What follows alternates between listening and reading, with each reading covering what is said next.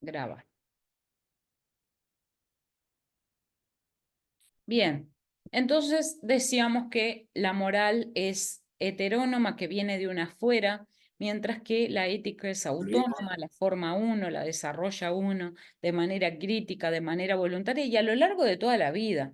Tampoco es que leímos uno o dos libros y ya decimos, bueno, soy kantiana. Eso es algo que a lo largo de la vida vamos desarrollando, un modelo ético o varios modelos éticos. Bien. Dijimos que era coercitiva e individual, leímos básicamente la definición que está acá, que es imposible tener una moral individual, porque esta siempre representa la voluntad, los principios y valores de un grupo que tiene cierta idiosincrasia, cierta manera de ser, mientras que la ética sí es individual. Y ya en este punto que es más largo, el origen de la moral, que es emotivo, que es inconsciente y coercitivo, nos retrotraemos a la segunda tópica de el aparato anímico de Sigmund Freud. Más allá de que no seamos freudianos o no, es como una manera de explicar. El aparato anímico, dice Freud, que tiene tres partes, el ello, el yo y el superyo, y que el ello es la parte más oscura e inaccesible de nosotros los seres humanos. También dice que el ello es la parte que se rige por el placer. El ello es como un niño pequeño que no entiende de no y que no entiende de límites, solo quiere satisfacer sus deseos. Y el ello tiene deseos que son muy incompatibles unos con otros. Pensemos en cosas bastante obvias como querer estar delgados y querer comer sin ponernos ningún límite, querer estar acostados todo el tiempo, descansando y sin esforzarnos, pero al mismo tiempo querer ser productivos. El ello quiere satisfacer todos sus deseos porque se rige por el placer, mientras que el yo, de alguna manera, es nuestra parte consciente, es la parte que nos dice cómo y cuándo podemos satisfacer esos deseos que el yo nos marca como de una manera muy prepotente, esos impulsos que aparecen y que urgen con necesidad, y que el yo de alguna manera es la parte del aparato anímico que se rige por la realidad. Nosotros sabemos que no podemos comer cuando queremos, dormir cuando queremos, tener sexo cuando queremos, ni con quien queremos, ni todo en el momento ni en el lugar que lo deseamos. Y esa es la gran diferencia con el animal. El animal no tiene un yo racional. El animal es puro ello. El animal se deja llevar por sus instintos. Más oscuros o más bajos, eso de decirle a los instintos bajos o oscuros, ya es una racionalización también teñida de un sistema moral específico. Porque la sexualidad no tiene nada ni de bajo ni de oscuro. Bueno, podemos decir que ciertos tipos de sexualidad o ciertas maneras de expresar la sexualidad podamos teñirla con un juicio moral, pero también va a ser un juicio moral desde un sistema moral específico, que tampoco podemos decir que sea mejor o peor, por lo menos no racionalmente. Y si decimos que mejor o peor, tendremos que decir en qué sentido. Yo puedo decir, por ejemplo, que el sadomasoquismo es es una expresión peor de la sexualidad que otras maneras de expresión de la sexualidad. Pero ¿en qué sentido? ¿En qué sentido lo podemos decir? Bueno, que puede generar daños físicos, que puede generar daños emocionales, que puede generar daños psicológicos, en fin. Pero yo tengo que decir cuál es el criterio. Si el criterio es la salud, hay prácticas sexuales que no son saludables. ¿Ah? Sin embargo, si el criterio es otro, se puede decir que todo está legitimado siempre y cuando los que intervienen en esa práctica estén de acuerdo, que eso es algo que está muy difundido, de que toda práctica sexual es adecuada, correcta, neutra, no habría que teñirla de moralidad o inmoralidad, a no ser que sí, que si hay una violación, que si hay una especie como de violentación en los acuerdos, ahí sí, pero que si no está todo permitido. Bueno, depende de qué criterio vamos a usar para evaluarlo. El ello, el yo y el superyo son parte de la persona. El aparato anímico es quien somos. Y mientras el ello es como ese niño pequeño que no entiende de después, sino que todo tiene que ser aquí y ahora, el yo es ese adulto que de alguna manera le dice al niño en qué momento y de qué manera puede satisfacer esos deseos. Y el super yo es nuestra conciencia moral. ¿Cómo se obtiene ese super yo? Y obviamente que se absorbe de una afuera y que se va construyendo de una afuera. Se va construyendo con ejemplos, con valores, con prácticas incluso silenciosas. No tiene por qué ser como en esta casa se respeta las visitas, en esta casa se respeta a los mayores. Es el adulto que con su ejemplo brinda un valor que luego esa mente absorbe y adopta. Los valores morales de los padres o de los agentes sociabilizadores marcan muchísimo la vida de un individuo.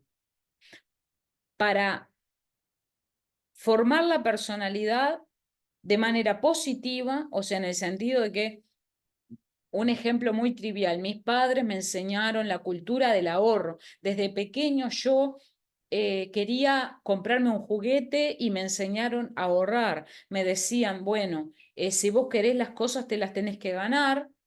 Entonces así me enseñaron a tener una relación saludable con el dinero, me enseñaron a tener una relación saludable con la comida, no me obligaban a comer si no quería, me decían que comiera hasta que estuviera llena, enseñaron a escuchar mi propio cuerpo, enseñaron a apreciar mi propio cuerpo. Eso no solamente se aprende porque los padres o los agentes sociabilizadores lo digan, sino por cómo ellos también se tratan entre sí y se tratan a sí mismos. Y no es nada más ni nada menos que hay un dicho que dice, lo que tú eres no me deja escuchar lo que tú dices. El ser pesa mucho más que el decir. Y el niño o el adolescente va a aprender mucho más de lo que ve que de lo que los padres o agentes sociabilizadores dicen. Pero así en todo, Bueno, también de las profe, instituciones. ¿Sí, Camila? por eso está la frase esa, ¿no? Que nos dicen los padres y que nosotros que somos padres decimos también, hacer lo que digo y no lo que hago. Claro, es una manera fácil de lavarnos las manos porque es mucho más difícil hacer que decir. Es mucho más fácil decir, bueno, hay que ser buenos, pero después, bueno, ¿qué tan bueno es uno y cómo definimos lo bueno? Es muy complejo esto y cada casa es un mundo y cada familia funciona de una manera muy distinta. Pero a lo que vamos acá vamos a raíces bien profundas. El hecho de cómo los traumas o las heridas que tienen nuestros padres o nuestros abuelos o nuestro linaje familiar afecta de una manera muy poderosa. El vínculo que tienen, por ejemplo, las familias que son básicamente matriarcales, porque a lo largo de la historia vemos que la presencia masculina ha disminuido un montón en las familias y hay muchas madres solteras criando, muchas madres y abuelas criando. Entonces, el daño que se le hace a un niño y a una niña el ser criadas exclusivamente por mujeres. Ojo, yo acá no quiero ofender a nadie, porque ser criado por una madre que trabaja, que cumple el rol de madre y el rol de padre, aunque no debería cumplirlo, y la psiquis humana necesita tanto el rol femenino como el masculino para eh, para ser equilibrado y saludable, es mucho mejor que te críe una madre sola a que te abandonen y te dejen tirado. Eso no hay duda. Pero a lo que vamos es las ausencias y las presencias, así como también una familia disfuncional. Una familia donde hay violencia intrafamiliar, una familia donde hay violencia de la madre hacia el padre o del padre hacia la madre, o dos madres o dos padres, porque la familia cambió mucho a lo largo del tiempo. Y es imposible no reconocer que hoy en día tenemos familias monoparentales donde hay un abuelo o una abuela criando e incluso personas que no tienen ningún tipo de relación sanguínea con la persona que están criando, pero la están criando. y esa es su familia. Entonces, a lo que vamos es, para bien o para mal, y esto lo pueden confirmar, no sé si tenemos acá psicólogos presentes. Por favor, corríjanme si estoy diciendo algo que les resulta totalmente disparatado. Yo acá no veo las caras, pero si hay algún psicólogo, porque seguramente tengan muchos profesionales conectados, ustedes me dirán si no es cierto cómo la experiencia de vida del progenitor, la experiencia de vida del linaje que te cría y que te socializa, cómo pesa. Yo vengo de una abuela criada por personas que no fueron su familia, abandonada por sus padres, criada con unos padrinos en medio de la campaña, en lo profundo de Durazno, en un pueblo de Durazno, hija, o sea, la menor de como 7 u 8 hermanos, una de las últimas, abandonada a una familia que la tomaron como una sirvienta, abusada a sus 13 años, abandonada por el hombre, el único hombre del que se había enamorado. Entonces su visión sobre la masculinidad, su visión sobre los hombres, claramente no fue la mejor. Y eso evidentemente influye luego en sus hijos y efectivamente también en sus nietos. Ahora, todo esto, poder verlo desde afuera, es un trabajo enorme. Es un trabajo enorme que capaz que en la adolescencia uno no entiende por qué puede tener una visión negativa hacia el sexo masculino. Y no digo que todos los casos sean iguales, pero te afecta para un lado o para otro. Y todo ese trabajo de reconstrucción, de cómo ponerse por fuera, como si uno mirara su historia desde por fuera. Y es un Sí. trabajo psicológico, pero también es un trabajo filosófico y un trabajo emocional y es un trabajo ético, que es muy complejo y que tiene muchas variables, pero que es fundamental para convertirse en un adulto funcional, que quiera cortar con patrones cuando uno tenga su propia familia, o incluso hasta para la decisión de no tener familia, de decir, si yo no puedo resolver ciertos patrones familiares, no puedo permitirme seguir propagando el daño. Se tiene que cortar. Ahora, todo ese trabajo, ¿quién lo hace? Nosotros vemos familias que lamentablemente, o sea, en las estadísticas se ve que a mayor patrimonio cultural y económico, menor es la cantidad de familia que se tiene. A no ser que lleguemos, bueno, a dinastías, los Rothschild, ¿no? Los Rockefeller, que tienen un montón de hijos. Pero eso es por otras razones, sin entrar en teorías conspirativas. Los mega ricos sí tienen muchos hijos. Los mega pobres también. Nosotros, la tendencia es a la disminución.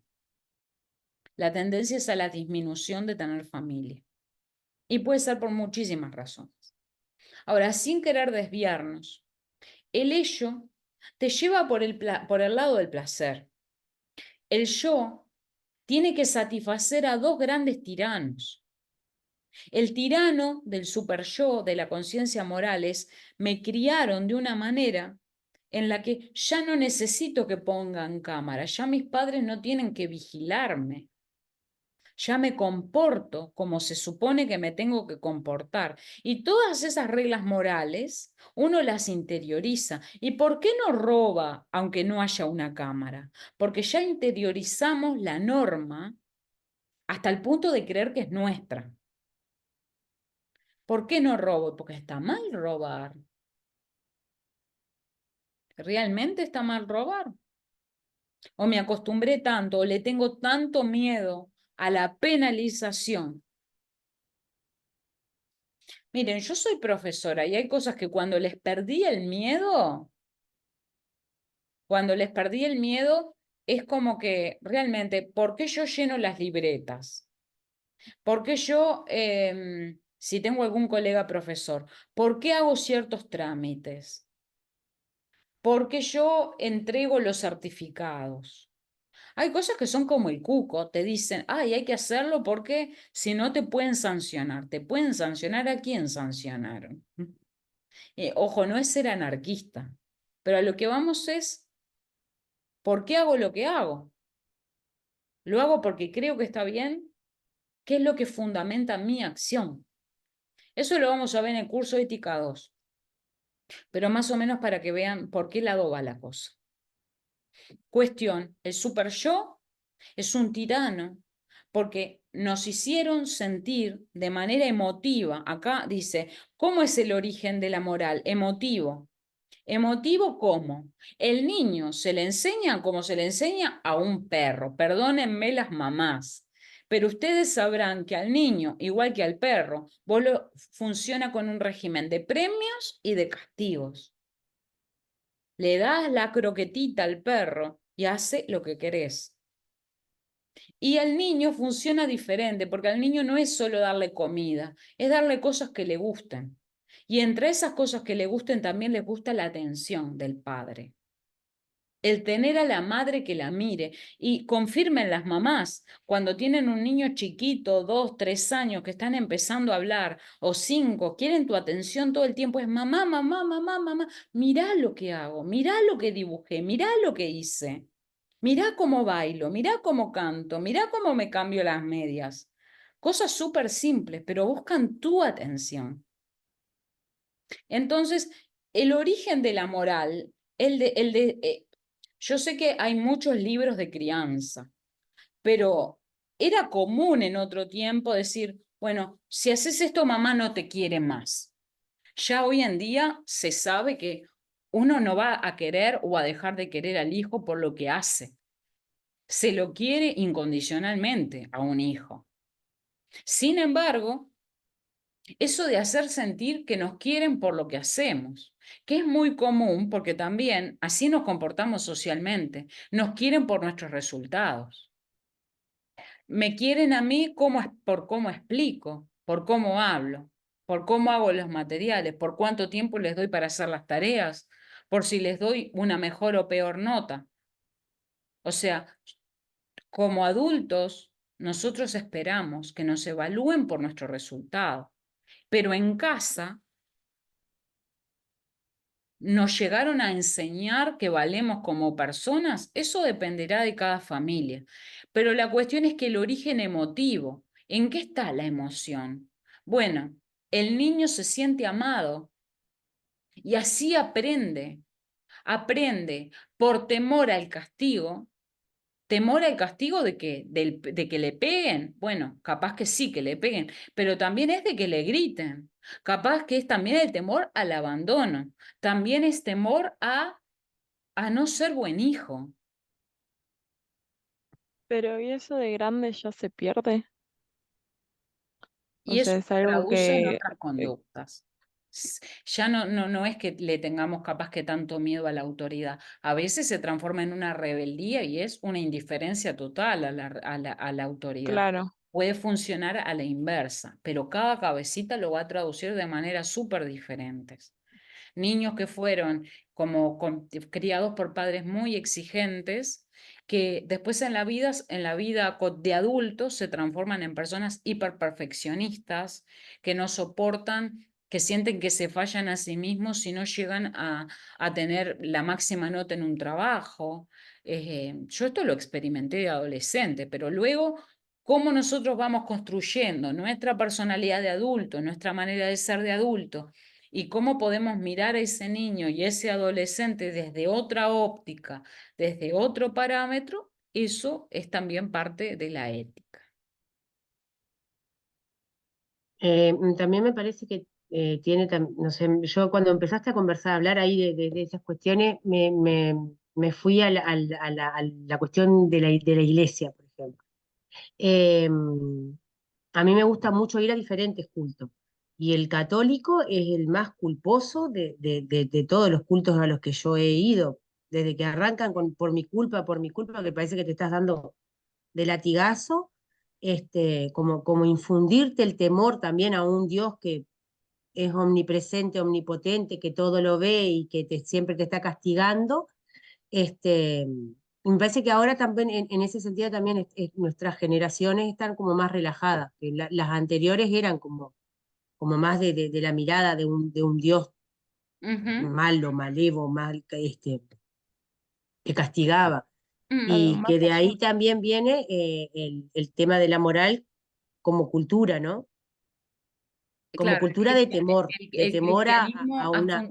sí, el cristianismo y sobre todo el cristianismo católico ha Sí, influenciado mucho en la cultura occidental, y si bien eso como que se ha ido perdiendo bastante o flexibilizando bastante, siempre hay maneras que tenemos de encontrar en el otro un espejo de buscar satisfacer al otro.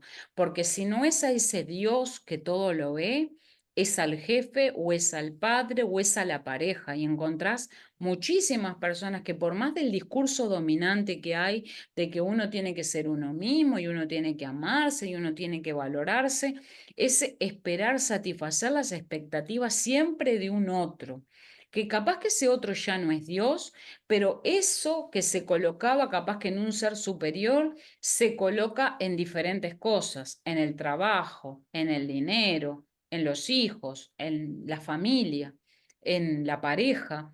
Y hay una especie y ahí se genera una especie de dependencia emocional de un montón de cosas. Y por eso crecen un montón las enfermedades mentales en esta época. Está ya todo que muy siempre estamos relacionado. como condicionados por la mirada del otro. Claro, pero hay que ver qué peso le da uno a ¿Sí? eso, ¿no? ¿Qué peso le vas a dar a un otro que están igual, es distinto de vos, pero es igual en sus falencias, en su humanidad, en sus defectos, donde uno tiene que poder, sí, agradar al otro en el sentido de colaborarle, porque es tan humano como uno, pero no ponerlo sobre las necesidades de uno. Porque a veces hay muchos tipos de personalidades donde prioriza el bienestar del otro por sobre la suya, automartirizándose, colocándose como altruista, y a veces ese altruismo es más egoísta que el mismo egoísmo. Es muy complejo, pero la persona que se muestra que se desvive por los demás necesita llenar un ego y llenarse un sentirse importante a través del servicio exagerado hacia otros y colocar sus necesidades por debajo de los otros, que en definitiva es tan ego como la persona que simplemente usa a los demás. Pero bien, para avanzar un poquito, a diferencia de la moral que es emotiva, la ética es completamente racional y no se logra en la niñez ni en la adolescencia. Uno tiene que hacer todo este trabajo de deconstrucción, de trabajo interno, de poder entender quizás un montón de patrones en nuestra conducta para poder desarmar o desbaratar un poco esa moral que nos fue impuesta, por eso es coercitiva, porque las reglas en una casa, las reglas en tu familia, no han sido que las podías elegir o no. Vos llegaste a una familia que ya estaba constituida y a una sociedad que ya estaba constituida con unos valores que no los podías elegir. Era así y punto. Así como los adolescentes de hoy tampoco eligen el hecho de tener temor a ofender a otros con sus palabras, porque eso también es una imposición, la imposición de lo políticamente correcto, la imposición de que, bueno, si le digo negro a otro, van a pensar que soy racista y Una voy a consulta, tener problemas. disculpa, Sí. pero los adolescentes de ahora no tienen las mismas preocupaciones que los adolescentes de antes en ese tema, en ese tipo de cosas.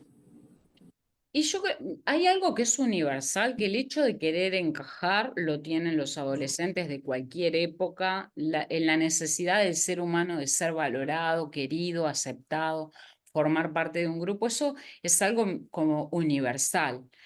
lo traducen de diferentes maneras y lamentablemente eso de querer ser aceptados desde que la pandemia marcó un antes y un después.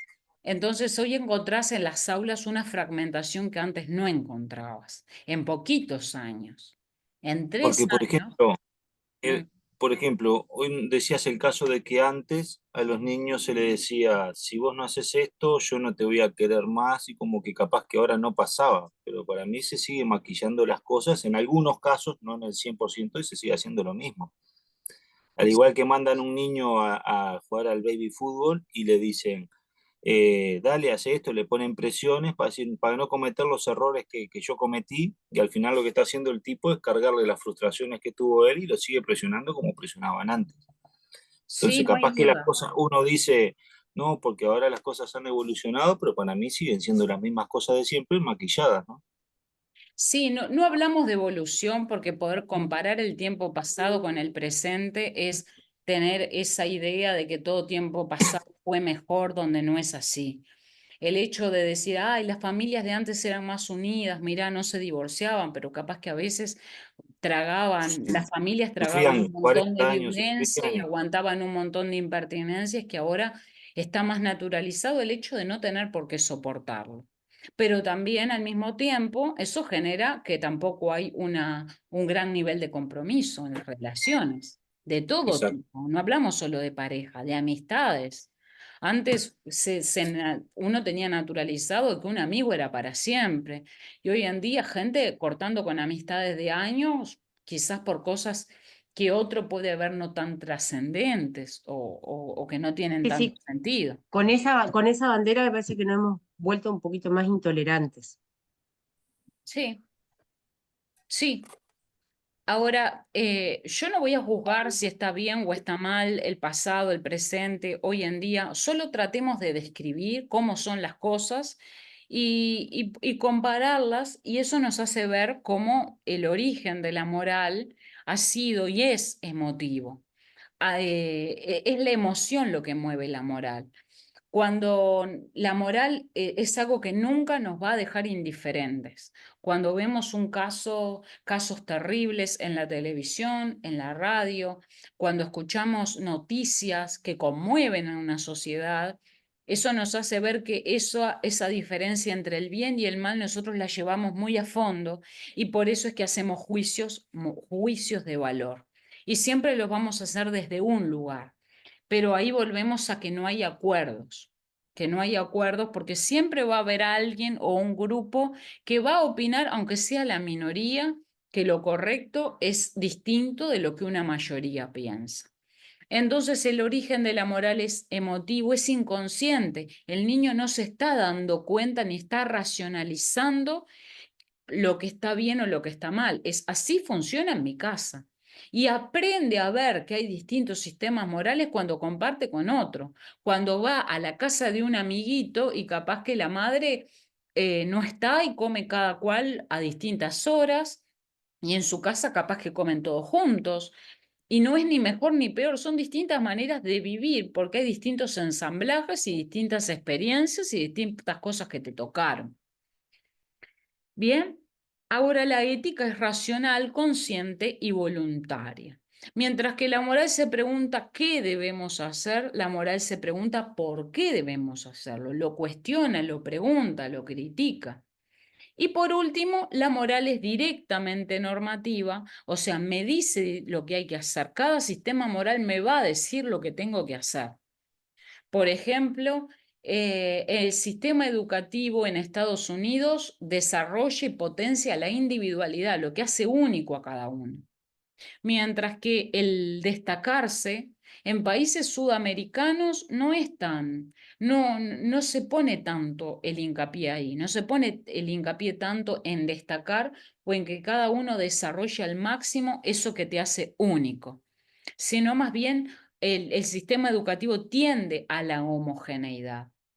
Es algo que se quiere cambiar, es algo que desde la reforma educativa procura cambiarse. Yo creo que sin demasiado éxito, porque eso requiere mucho tiempo, pero la moral te dice lo que tenés que hacer, lo que sí está bien y lo que sí está mal.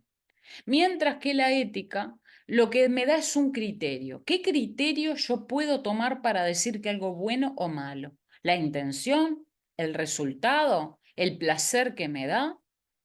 Bueno, mientras que la ética funciona dándome distintos criterios para la evaluación moral, los distintos sistemas morales me dicen específicamente qué es lo que debo hacer y cómo debo hacerlo. Podemos pensar en sistemas rígidos como los de los países asiáticos. En los países asiáticos, por ejemplo, pequeñas cosas como que esté normalizado que un patrón pueda golpearte, que un patrón pueda lastimarte en horas de trabajo por haber hecho algo que le desagradó. Está absolutamente normalizado la jerarquía laboral. Y eso está bien. Eso no hay razón para sublevarse. Vos ponele una mano encima a un trabajador acá o en Argentina, el piquete que te arman, el lío que se te arma. Si osás a tocar a alguien, pero no solo en una fábrica, en cualquier ambiente laboral. O sea, me hace vas a tocar o a lastimar a un trabajador, o a insultarlo, o a maltratarlo, o a discriminarlo. Muy bien. Lo que queda, además de estas diferencias que están explicadas acá, son las funciones de la ética, el hecho de que lo moral es simplemente formar parte de un sistema específico, lo amoral está por fuera, por ejemplo, en el caso de las personas con edad muy avanzada o personas que tienen sus conocimientos o sus capacidades de aprendizaje muy comprometidas, síndromes de Down, casos muy agravados, no todos, o autismos muy severos, Autismos. Sí. o sea, personas del espectro autista muy severos que tienen su capacidad de conocimiento muy agravada porque en otra parte del material habla de la relación entre el conocimiento, la teoría del conocimiento y la moral. O sea, poder saber la diferencia entre el bien y el mal tiene que ver con saber. Y saber tiene que ver con nuestras capacidades cognitivas. E inmoral es lo malo para un sistema específico. Y eso que está mal para un sistema específico puede ser neutro o bueno para otro. En el material hay muchos ejemplos. También está la diferencia con la legalidad. Me parece que eso es bastante claro, que legal y moral son cosas distintas, que lo moral va por un lado y lo legal va por otro. La infidelidad es algo que no es ilegal, porque si no estaría lleno de cárceles para infieles, o sea, no podrían haber ni hospitales, ni restaurantes, ni liceos, todos tendrían que ser cárceles para infieles. Y sin embargo, se censura mucho la infidelidad. Ahora en redes sociales está el caso de esta cantante argentina, Casu, y su esposo, bueno, no estaban casados oficialmente, pero un cantante mexicano, Nodal, que la deja cuando había tenido un hijo hacía muy poquito. Entonces, las redes sociales y el público en general censuran la infidelidad porque las reglas morales y las reglas legales, o las normas legales y las normas morales, no van por el mismo lado, no van por el mismo carril. Y es lo que te enseñan en la primer clase de Derecho cuando entras a la facultad, es que legalidad y moralidad son distintas. ¿Bien?